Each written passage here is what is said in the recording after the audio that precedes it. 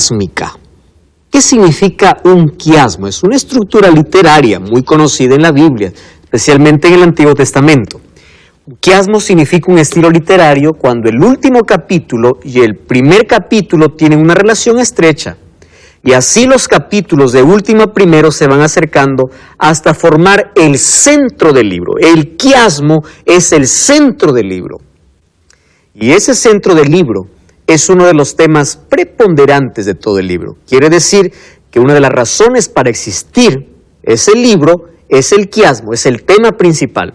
Apocalipsis capítulo 1 nos presentó que el tema principal es el regreso de Jesús. Por eso el regreso de Jesús está después de las 7 iglesias, de los 7 sellos, de las 7 trompetas, y todo apuntando los eventos para el tiempo del fin y el regreso de Cristo.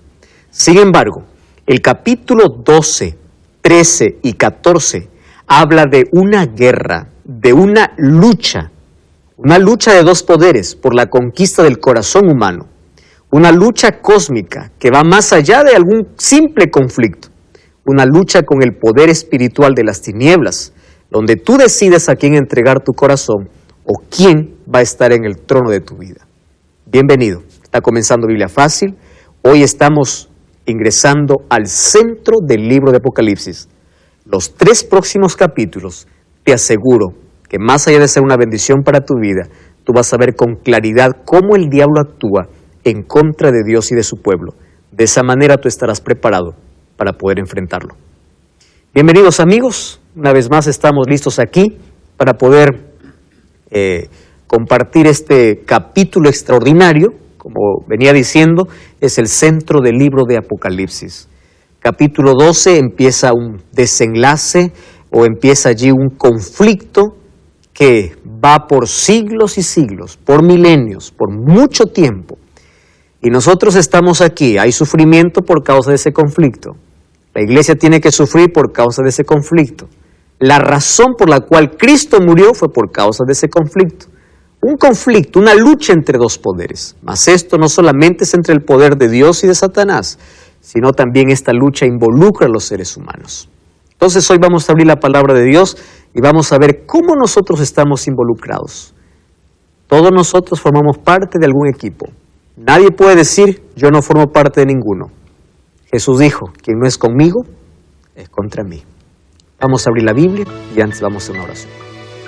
Querido Dios, gracias porque hoy estamos listos para abrir tu palabra y pedimos que tú puedas revelarnos a través de ella el mensaje que quieres que nosotros podamos entender para este tiempo de vida. Vamos a abrirla con la certeza que tu Santo Espíritu una vez más va a iluminar nuestra mente y vamos a comprender esta maravillosa esperanza, sabiendo que aquellos que creemos en ti tenemos la victoria asegurada. No importa el sufrimiento, el dolor que tengamos que pasar, la victoria siempre está cuando nos ponemos de tu lado.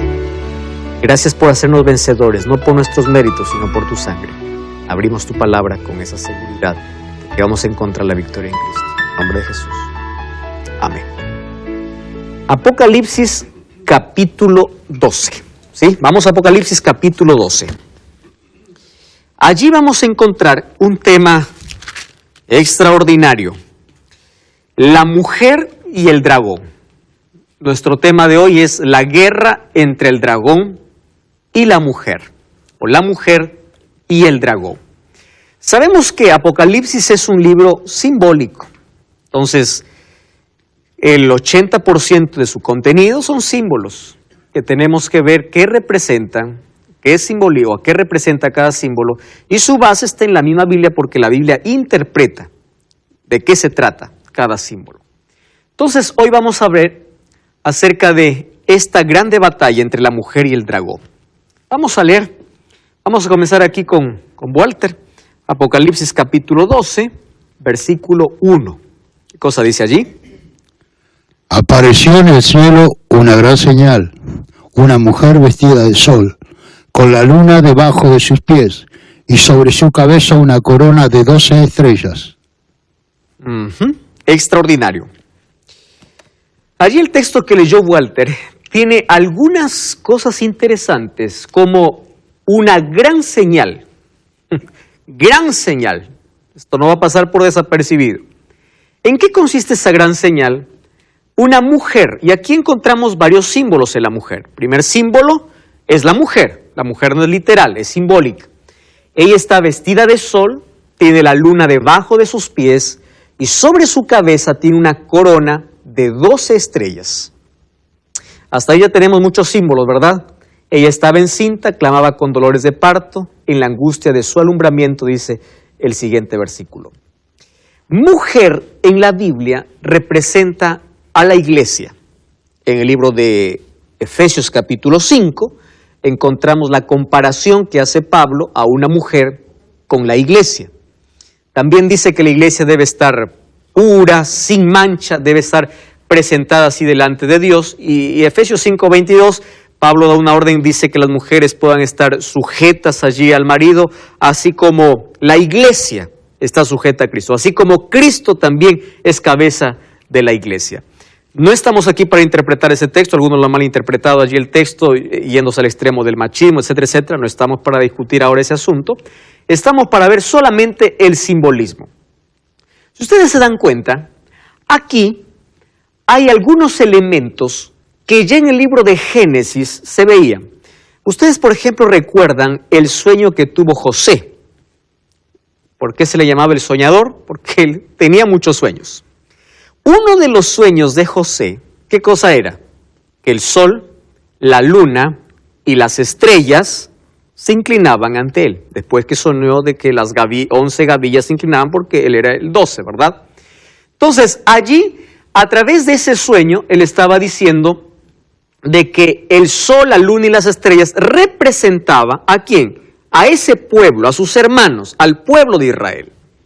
Solo que esta mujer tiene características singulares que no tienen que ver simplemente con el sueño que tuvo José, sino que esta mujer representa aquí el pueblo de Dios, específicamente el pueblo de Israel. ¿Por qué el pueblo de Israel? Porque ella dice que estaba encinta y clamaba con dolores de parto, y estaba en angustia o en tormento por ese alumbramiento. Las mujeres que son madres pueden entender la angustia que sienten, solo que como esto es simbólico, la palabra tormento o angustia también tiene un simbolismo interesante. Ustedes recuerdan Génesis capítulo 3:15, es la primera promesa mesiánica. ¿Qué significa mesiánica? La primera promesa donde vendría un Salvador a este mundo. Vamos a Génesis capítulo 3 para poder comprender mejor este asunto. Génesis capítulo 3, cuando Dios llama un juicio, está allí Adán, está Eva, está la serpiente, y allí en Génesis capítulo 3:15, es Dios quien coloca la primera profecía a futuro. Allí dice en Génesis 3:15, y pondré enemistad entre ti y la mujer. ¿A quién está hablando aquí? A la serpiente. La serpiente, ¿a quién representaba? Satanás. Entre ti y la mujer. ¿Qué más dice? Entre tu simiente y la simiente de ella. Esta te herirá en la cabeza y tú le herirás en el calcañar, es decir, en el talón. Cuando dice esta, está refiriéndose a la mujer. Y cuando dice tú, le está hablando a la serpiente. ¿Qué está declarando Dios aquí? La guerra fue declarada en el cielo y del cielo fue arrojado Satanás. Pero el conflicto se trasladó a la tierra porque Satanás hizo caer en pecado a Adán y Eva. Y aquí se marca un día que Satanás comprendió perfectamente. Le dice así, la guerra comenzó arriba, pero aquí yo te declaro una vez más la guerra. El conflicto ahora es mayor. ¿Por qué? Porque fíjate lo que va a suceder, dice. Tú le herirás en la cabeza, o ella te herirá en la cabeza, se refiere a la mujer. Ella te irá, te pisoteará la cabeza, y dice la serpiente, tú la morderás en el calcañar. Ahora les pregunto, ¿qué cosa es más grave? ¿Un golpe en la cabeza o un golpe allí en el calcañar? La cabeza, ¿verdad? Un golpe en la cabeza. Yo no sé si alguna vez ustedes han matado a alguna serpiente. Si tú le das en la cola, la serpiente se envuelve y te asusta y te puede picar. A la serpiente se le da en la cabeza, porque es la única manera donde la serpiente puede morir. Yo he visto incluso algunos cosas donde a la serpiente tú le puedes cortar parte de la cola y la serpiente continúa, está viva. Pero si tú le das en la cabeza, significa herida mortal. Ahora, que la serpiente te muerde en el calcañar es una herida que sana. Entonces, Jesús ahí está colocando una profecía. Y le dice, por medio de esta mujer, ahí en ese momento estaba representando ¿a quién? A Eva. Pero era una profecía, donde el pueblo de Dios se convertiría en esa mujer que traería ¿a quién? A quien le iba a herir en la cabeza al diablo. Y por medio de Israel, ¿a quién era la promesa que iba a venir? Jesús, el Mesías. El diablo conocía perfectamente este plan. Es por eso que nosotros vemos en el libro de Daniel que el diablo siempre quiso intervenir en todos los planes de Dios. Miren, ¿por qué el diablo llevaba la apostasía siempre al pueblo de Dios? Para impedir el nacimiento de Cristo. El diablo hizo de todo para conquistar, oprimir, perseguir, hacer que estos se rebelen, hacer que estos apostaten, porque quería destruir ¿a quién? A la mujer. ¿La mujer a quién representaba? A la iglesia. Entonces, el pueblo de Dios pasó a ser aquí la mujer. Eso no es novedad, porque en Apocalipsis se muestra a la iglesia como la novia, a la iglesia como la esposa del Cordero, y el Cordero es Cristo. Solo que la iglesia en el Antiguo Testamento no estuvo a la altura del plan que Dios tenía para ella, porque el diablo estaba detrás queriendo destruir al pueblo. Pero ¿por qué tanto interés en destruir a Israel? Porque no quería que venga el Mesías. El Mesías iba a venir mediante el pueblo. El pueblo conocía esa profecía.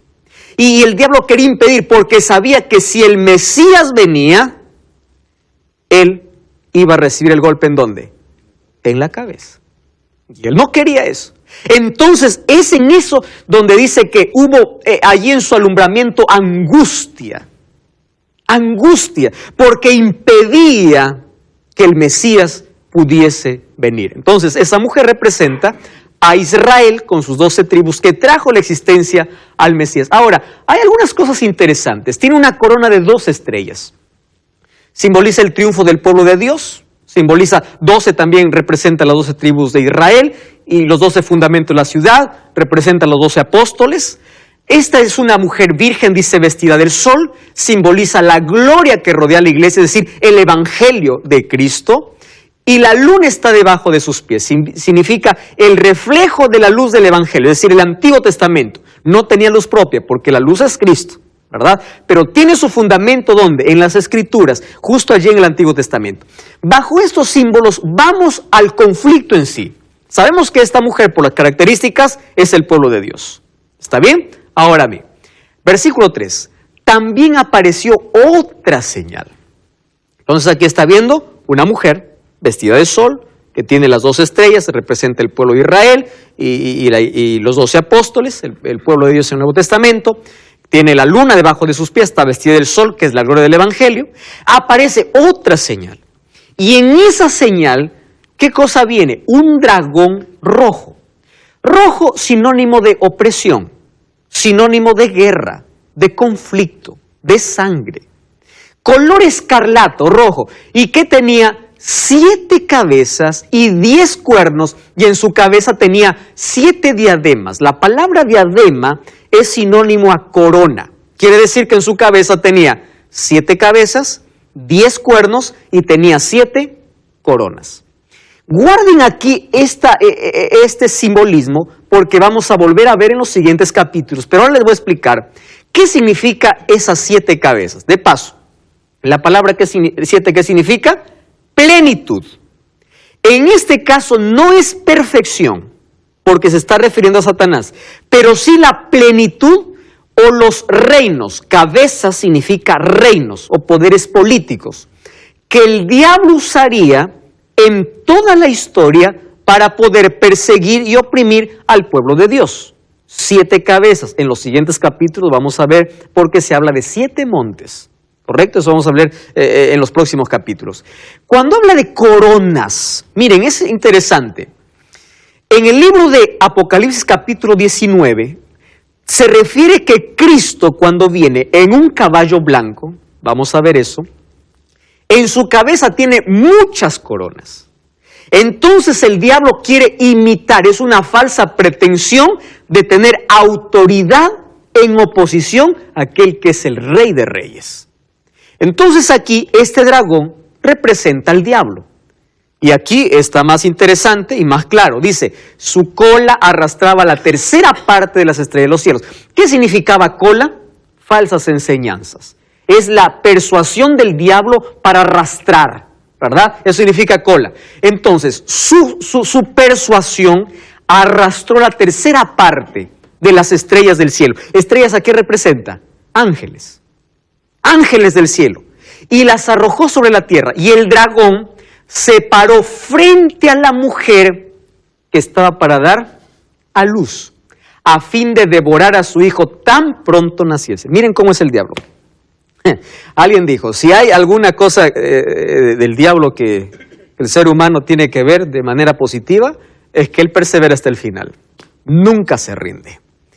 Perdió la batalla en el cielo, la guerra está declarada, sabe que va a perder, pero sigue luchando. Sabe que está perdido. Impidió que el Mesías pudiese venir, pero cuando vio que ya no podía hacer nada, dice, se paró frente a la mujer. La misma situación de Génesis capítulo 3. ¿Cómo estaba en Génesis 3? La serpiente y la mujer. Pero ahora de manera simbólica, ¿qué estaba? La iglesia y el diablo. La misma situación de Génesis 3. Ahora se repite, solo que la mujer, ese embarazo que tiene, ¿a quién está trayendo? Al Mesías, está trayendo a Cristo. Entonces dice, yo no pude impedir que venga el Mesías, pero ¿qué cosa tengo que hacer? Yo quiero devorar a su hijo tan pronto como naciese. Ustedes recuerdan que cuando Jesús nació hubo un edicto, ¿verdad? Todos los niños de 2 años abajo mueran. Yo les hago una pregunta. ¿La intención de Herodes era matar los niños? No. ¿Era matar a quién? A Jesús. ¿Recuerdan cuando Dios se le presentó a Moisés en sueños, a José en sueños, y le dijo, anda para Egipto, hasta que pase, o por lo menos hasta que muera este rey? Y fue para Egipto. Ahora, el diablo una vez más tiene un intento frustrado. Ahora, él está listo para poder herir, para poder desaparecer. Y allí no existió el diablo. Ustedes saben las tentaciones que hizo para Jesús, la manera como persiguió durante todo su ministerio hasta la cruz. Solo que en la cruz fue el primer pisotón que Cristo dio en la cabeza al diablo. Pisará, no significa que murió por completo. Estamos esperando el día cuando pise por completo la cabeza, cuando el diablo tenga su final. Y eso vamos a ver en los próximos capítulos. Ahora fíjense. Ella dio a luz un hijo varón que regirá con vara de hierro a todas las naciones, y su hijo fue arrebatado para Dios y para su trono. Algunos dicen que esta mujer representa a María y que María se fue al cielo. Yo quiero que lean bien ese texto. No dice que la mujer, para comenzar, la mujer no es María, representa al pueblo de Dios. Número 2, tampoco dice que la mujer fue arrebatada. ¿Quién fue arrebatado? El hijo. Haciendo referencia a Cristo. Después de su muerte, resucitó y ascendió al cielo. Muy bien. Ahora, Cristo derrotó al diablo, dio ese pisotón en la cabeza cuando le quitó toda la autoridad y libertó a su pueblo, a sus hijos del pecado. Entonces la salvación está disponible para todo ser humano. En la cruz representó para el diablo su derrota final. ¿Por qué motivo? Ustedes recuerdan que aun cuando Cristo murió, el diablo quiso impedir la resurrección de Cristo. Cuando se fueron a Pilato y le dijeron, manda una legión de soldados para que guarden la tumba de Cristo. El diablo, ¿qué cosa sabía? El diablo pensaba así, si Cristo muere, pero no resucita, yo sigo siendo el rey. Yo voy a impedir su resurrección. Es por eso que había una legión no solamente de militares, sino de demonios. impidiendo que Cristo pueda resucitar. Por eso es que Pablo dice, la religión o el cristianismo tiene una base sólida en la muerte y la resurrección de Cristo. Porque si Cristo no hubiese resucitado de los muertos, en vano fuera lo que nosotros predicamos. La resurrección de Cristo es el pisotón en la cabeza del diablo.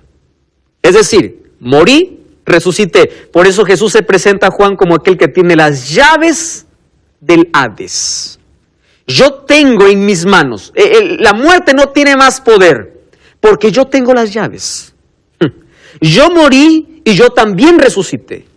Ahora, con la muerte de Cristo no solo representó para Satanás su derrota final, sino que aquí hay algunos elementos interesantes. Fíjense ahí lo que dice el versículo 7. 12, versículo 7. Hubo una guerra en el cielo, Miguel y sus ángeles. Miguel es el título de Cristo, ¿correcto? Cada vez que habla Miguel en la Biblia, Miguel, su significado es quien como Dios. Miguel es el título que Cristo toma cuando está en lucha, en batalla, cuando pelea por sus hijos. Dice, hubo una batalla en el cielo. Miguel y sus ángeles luchaban contra el dragón. Y luchaba el dragón y sus ángeles. Pero no prevalecieron, ni se halló ya lugar para ellos en el cielo. Versículo 9. Presten atención a este texto, que esto es algo extraordinario. Dice allí entonces el siguiente versículo, capítulo 12, versículo 9. Fue lanzado fuera el gran dragón, la serpiente antigua que se llama Diablo y Satanás, el cual engaña al mundo entero, fue arrojado a la tierra y sus ángeles fueron arrojados con él. Presten atención aquí. ¿En qué momento coloca que el diablo es arrojado del cielo? Después que Cristo subió al cielo. Porque primero, ¿qué cosa coloca? El nacimiento de Jesús, la muerte de Jesús y la ascensión de Jesús. Porque el versículo anterior dice que fue arrebatado ¿quién? El Hijo. Y después nos cuenta que la iglesia fue perseguida. A eso vamos a volver. Dice que allí hay una guerra en el cielo. El diablo fue arrojado 2 veces, pero me llama la atención aquí la palabra, el versículo 9. Fue lanzado y fue arrojado. Presten atención. Lanzado y número 2, arrojado. Y ahí presenta 3 títulos.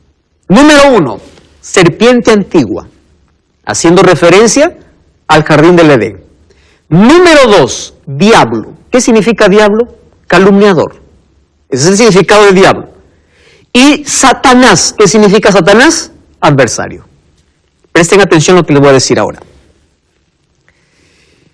Antes de que Adán y Eva puedan pecar, el diablo fue lanzado. ¿Correcto? Lanzado. Fue echado del cielo. Solo que aquí hay un énfasis especial. Lanzado y ¿qué más? Y arrojado. Ahora, aunque el diablo fue lanzado del cielo, hasta la muerte de Cristo, el diablo todavía tenía acceso a los lugares celestiales. ¿Quieren para comprobarles? Job, capítulo 1. ¿Dónde está esa escena? En el cielo. Cuando Job ya existe. Y cuando Job existe, ya el pecado existía. Porque Job existe después de Adán. ¿O no es así? Nunca, Adán y Eva fueron los primeros hombres en ser, la primera pareja en ser creada. Muy bien. Dice, en el cielo se presentan los ángeles de Dios. ¿Y quién se presenta? Dice, el diablo. ¿Qué hacía el diablo en el cielo? Si él ya fue lanzado. Es decir, antes de la muerte de Cristo, él todavía tenía acceso. Y es por eso que le pregunto, le dice, ¿y tú de dónde vienes? ¿Y qué le dice él? Ahí de rodear la tierra y caminar por ahí. ¿Has visto tú a mi siervo Job? Y ustedes saben toda la historia. ¿Quieren para hacerles otro ejemplo? El libro de Zacarías capítulo 3, versículo 1 y 2. ¿Se acuerdan ustedes de esa visión? Vamos a Zacarías. Miren, es impresionante que nosotros podamos comprender eso. Zacarías, está en el Antiguo Testamento, capítulo 3, versículo 1 y 2. Dice así: luego me mostró al sumo sacerdote Josué, el cual estaba delante del ángel de Jehová. ¿Y qué dice? Mientras Satán, ¿qué significa Satanás? Calumniador. Estaba a su mano derecha, ¿para qué? Para acusarlo. Entonces dijo Jehová a Satán: Jehová te reprenda, Satanás. Jehová te reprenda. ¿Cuándo se ve esta escena? ¿Antes de la entrada del pecado o después de la entrada del pecado? Después. Job es después. Ahora, Satanás fue lanzado del cielo en un momento, pero fue arrojado por completo el momento que Jesús ascendió al cielo. ¿Recuerdan los capítulos 3 y 4 de Apocalipsis? Cuando Jesús se sienta a la derecha del Padre. Es decir, con la muerte de Jesús no solamente redimió a la humanidad, ¿correcto? Sino que Satanás fue excluido por completo y no tuvo nunca más entrada. Fue lanzado, ¿y qué más fue? Arrojado. Ahora, cuando dice que fue arrojado, significa en la entronización de Cristo, en la exaltación de Cristo, Él no tenía más lugar, ni en la tierra porque sabía que estaba perdido, ni en el cielo porque su esperanza acabó con la muerte de cruz en la cruz y con la ascensión y la entronización. Entonces allí viene un asunto importante. El diablo está tan enfurecido. Perdió en el cielo, fue lanzado. Cristo murió, fue arrojado. No tiene más esperanza, ya él está perdido, sabe que está condenado. Sin embargo, él no quiere perderse solo. Entonces, como ya no puede pelear con Dios, ahora empieza a pelear contra la mujer, y la mujer es el pueblo de Dios. Hoy estamos hablando del capítulo 12 del libro de Apocalipsis. Allí el conflicto entre Dios y Satanás. Satanás sabe que está derrotado, pero él sabe cuál es su condenación y no quiere llegar a esa condenación solo. Él quiere arrastrar la mayor cantidad de personas. Si consiguió en el cielo persuadir a los ángeles, él piensa así: los seres humanos son más fáciles, mucho más si ellos intentan luchar conmigo. Pero si tú luchas para estar cerca de Dios, Dios pelea por ti. La manera de poder enfrentar al diablo no es luchando nosotros con él. El diablo es poderoso. La manera de tener la victoria no se basa en nuestros méritos o habilidades, sino aferrándonos de Jesús, tener una relación diaria con Él, y es allí donde Dios nos hace acreedores de su victoria a nuestro favor. Allí nosotros encontramos entonces al diablo en el capítulo 12 en dos momentos de derrota. Derrotado toda la vida, ¿verdad? Derrotado en el cielo, derrotado en la cruz, derrotado. Todos sus planes están derrotados. Pero lo que más le dolió es que ahora él fue arrojado de todo plan y todas las puertas celestiales se cerraron. Hasta la cruz tenía acceso. Después de la cruz, nunca más él sabe que está condenado a morir. Ahora fíjense, su ira es tanto. Ahora, para poder comprender mejor ese asunto, miren lo que dice Apocalipsis capítulo 12. Allí el versículo 10. Miren cómo celebra el cielo. El cielo celebra así: oí una gran voz del cielo que decía: ahora ha venido la salvación, el poder y el reino de nuestro Dios y la autoridad ¿de quién? De su Cristo. Porque ha sido expulsado. ¿Qué? ¿Acaso no fue expulsado primero? No, ahora sí definitivo. Ahora fue expulsado, ¿quién? El acusador de nuestros hermanos. Cuando habla de hermanos, ya está hablando que había seres humanos en el cielo, refiriéndose a los 24 ancianos. Y miren la declaración que hace. Él los acusaba delante de Dios día y noche. ¿Cómo cantaban los seres en el cielo? Día y noche. ¿Qué cosa decían día y noche? Santo, santo, santo, santo. Mientras los seres celestiales decían santo, santo, santo, el diablo estaba acusando, acusando y acusando.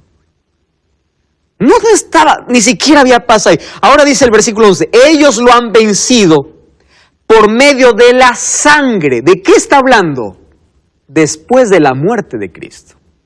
Por medio de la sangre del Cordero y de la palabra del testimonio de ellos que menospreciaron sus vidas hasta la muerte. Ahora dice, alegraos cielos, el diablo está excluido para siempre, pero pobre de ti tierra. ¿Verdad? Alegraos cielos y los que moráis en ellos. Pero dice, ay de los moradores de la tierra y del mar. Porque ya que el diablo fue excluido por completo, ahora ha descendido con grande ira, sabiendo que tiene poco tiempo. Se acabó toda su ilusión, su esperanza, se acabó todo. Ahora, de tanta derrota, dice, ya no puedo pelear con Dios, ¿no? Sí, ya, estoy derrotado en todo lado. Ahora fíjense, versículo 13. Cuando el dragón vio que había sido arrojado a la tierra, entonces, ¿qué cosa dice? Persiguió ¿a quién? A la mujer, a la que había dado a luz al hijo varón. Por eso no puede ser María. Tiene que ser el pueblo de Dios. Porque él persiguió al pueblo de Dios. Y dice, pero se le dieron a la mujer 2 alas de gran águila. ¡Qué lindo! Para que volara delante de la serpiente. ¿A dónde? Al desierto, al lugar donde es sustentada. Presten atención a esta profecía. Por un tiempo, ¿qué más dice? Tiempos y la mitad de un tiempo. ¿Ustedes recuerdan que en el programa anterior les dije que habían 3 profecías que hablaban del mismo periodo? ¿Cuál era? Tiempo, tiempos y la mitad de un tiempo. ¿Cuánto es un tiempo? 1 año. Tiempos, 2. Mitad de un tiempo, medio. 1 año, ¿cuántos meses tiene? 12. 2 años, 24. Más 12, 36. Más 6, que es la mitad de un tiempo, ¿cuánto es? 42. Es decir, tiempo, tiempos y la mitad de un tiempo equivale a 42 meses. Multiplicamos 42 por 30 días que trae el mes, ¿cuánto es? 1260 días. Es decir, 3 tiempos y medio, 42 meses y 1260 es la misma profecía. ¿De qué está hablando? De la Edad Media, cuando el pueblo de Dios fue perseguido. Desde el año 538 hasta el año 1798. ¿Qué sucedió en el año 1798? El Papa Pío VI fue preso, se le quitó toda la autoridad papal, pero Mussolini le devolvió nuevamente la autoridad unos años después, eso veremos en los siguientes capítulos, y aquella herida mortal parece que fue sanada. Bueno, eso es otro tema. Ahora fíjense, el diablo sabe que no puede pelear con Jesús. No puede pelear con Dios. Ya fue derrotado una vez, fue derrotado otra vez. Ahora entonces su ira contra la mujer, contra el pueblo de Dios. Cuando dice que se le dieron alas de gran águila, ¿a qué se está refiriendo? Que el pueblo de Dios, para librarse de esta persecución, ¿a dónde tuvo que ir? Al desierto, a los lugares sólidos, allá a los lugares alejados. ¿Por qué motivo? Fíjense. La mujer huyó al desierto, donde tiene lugar preparado. Fíjense el versículo 6, ahí lo dice con tanta claridad. La mujer huyó al desierto, donde tenía un lugar preparado por Dios para ser sustentada ¿por cuánto tiempo? 1260 días. Está hablando del mismo periodo de tiempo, tiempos y la mitad de un tiempo, que equivale a 1260 años. Toda la Edad Media, 538 a 1798. El desierto significa lugares poco poblados, alejados de las grandes masas de gente. Entonces representa los 1260 años de supremacía papal, tomado desde el año 538 hasta el año 1798, donde Pío VI es encarcelado y Roma papal pierde allí su poder, pero por un poco de tiempo, porque luego se restablece. Ahora fíjense la manera como describe cómo aquí la mujer o el pueblo de Dios es ayudado. Dice, la tierra ayudó a la mujer. ¿Cómo así que la tierra ayudó a la mujer? Porque la tierra abrió su boca y tragó el río, ojo, que el dragón había echado ¿por dónde? Ustedes recuerdan que en las trompetas yo les dije que la lucha entre los dos poderes no era una lucha militar, sino era una lucha verbal, espiritual. Y la lucha era por la boca, el poder de la palabra. El diablo usa la palabra para persuadir a la gente para formar parte de sus filas. Dios usa su palabra para luchar contra el diablo y también para enternecer corazones. Entonces, la lucha espiritual no es física, es mental. Dos poderes intentando establecerse en el trono del corazón. Y estamos envueltos en esa lucha. O somos persuadidos por el diablo, o somos alcanzados por el poder de Dios. No existe un término medio aquí. Ahora, de su boca lanzó agua. Agua en este momento. ¿Qué cosa significa? Las falsas enseñanzas. Lo mismo que lanzó allí en el jardín del Edén para la mujer. Fueron palabras bonitas, bien acomodadas, ¿verdad? Palabras lindas para poder persuadir a Eva.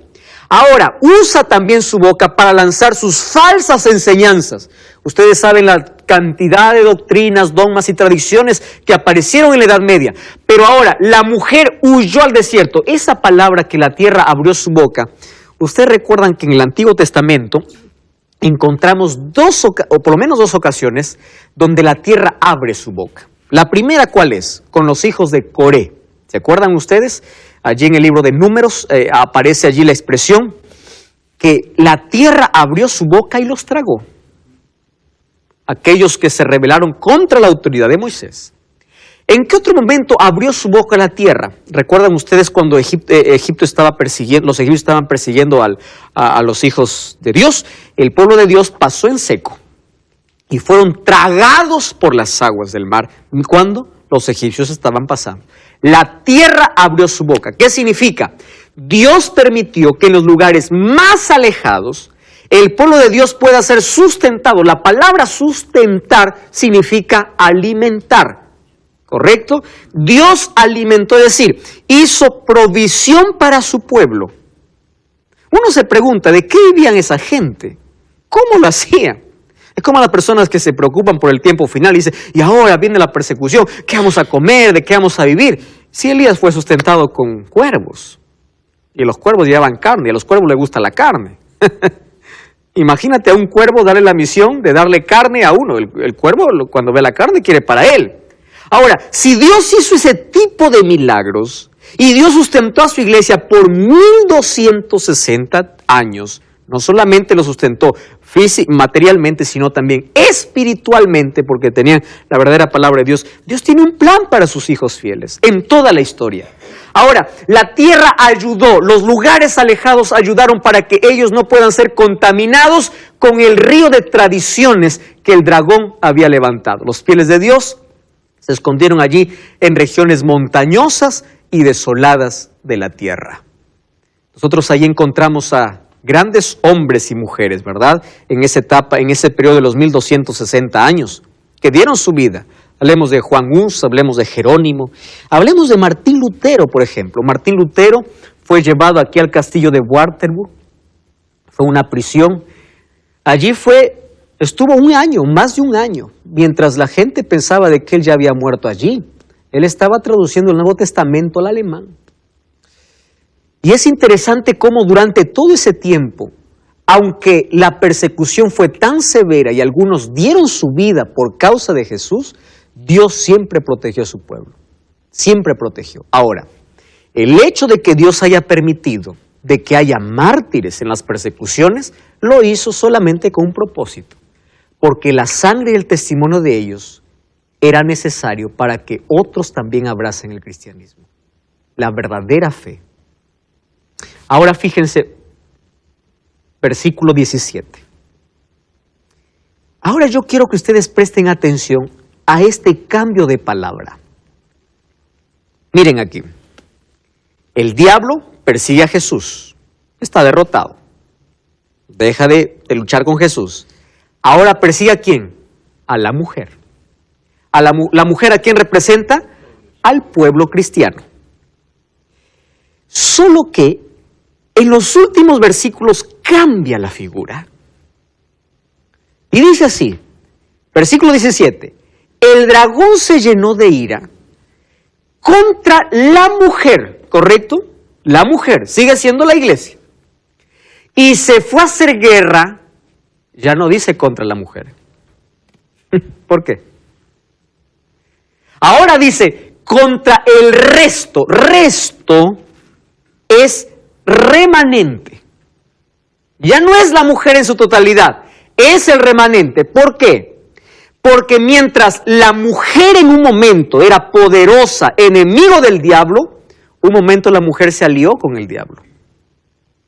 ¿Recuerdan cómo el pueblo de Dios, a través de la historia, fue absorbiendo falsas doctrinas? Ahora, esa mujer se alió,